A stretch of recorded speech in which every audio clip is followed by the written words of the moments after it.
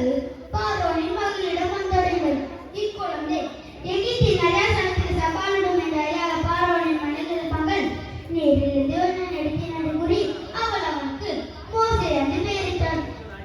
ஒரு நாள் தான் இணைத்து சார்ந்தவனை எகிப்தின் ஒருவன் அடிப்பதை கண்ட மோசே பெரும் கோபம் கொண்டவனாய் எகிப்தியனை கொண்டு விட்டு அங்கே இருந்து தப்பி மிதியானுக்கு ஓடி சென்றார். அங்கே ஆரம்பித்துக் கொண்டிருந்தார். அப்போது எரிகிறார். ஆனால் அறியாத ஒரு முட்புதரை கண்டார். மோசே மோசே என்ற குரல் முட்புதரை நடுவிலிருந்து வந்தது. மோசையும் இதோ நான் என்றார்.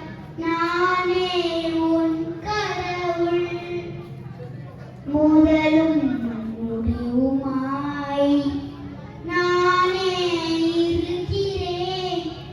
என் மக்கள் துன்பங்கள் கண்டேன், அவர் மனப்படும் வேதனை உணர்ந்தேன், அவர் அருகுலர் நான் கேட்டேன்.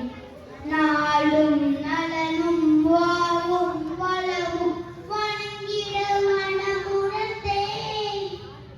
உன்னை நான் அனுப்புவேன், உன்னை நான் அனுப்புகிறேன். தீக்குவாய்கள் மோசே துணிச்சலுடன் தான் கேட்ட அனைத்தை செஞ்சு பார்வோனிடம் கூறினார். இஸ்ரவேல் சொல்லும் கடவுளை, அந்த கடவுளை எனக்கு தெரியாது என்று பார்வோன் சிரித்தான். ஆண்டவரின் கோபம் எகிப்தின் மீது திரும்பியது. தண்ணீர் ரத்தமாக மாறியது.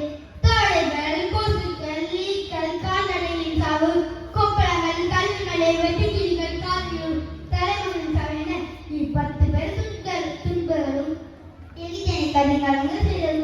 பார்வோனும் வைத்தவுடன் மக்களின் மீறி அழைத்து நின்ற மோசேயிடம் இஸ்ரவேல் மக்களை அனுப்பி வைத்தான். பாலைவனத்தில் பகலில் மேக துணிகளும் இரவில் நெருப்பு துணிகளுமாய் அவர்களை வழிநடத்தது. பின்பு மனமாறியவனாய் பார்வோன் தன் படைகளை இஸ்ரவேல் மக்களுக்கு எதிராக அனுப்பினான். முன்னே செங்கடல், பின்புறம் பார்வோனின் வழிநடத்திய பெரும்படை. சட்டம் கலங்காமல் மோசே தன் கோலை உரத்த ஆண்டவர் செங்கடலை இரண்டாக பிரித்தார். மக்களும் செங்கடலை கடந்தனர். பின் தொடர்ந்து வந்த பார்வோனின் படை செங்கடலில் மூழ்கியது. சீனாய் மலையில் வைத்து ஆண்டவர் மோசேக்கு 10 கட்டளைகளை கொடுத்தார்.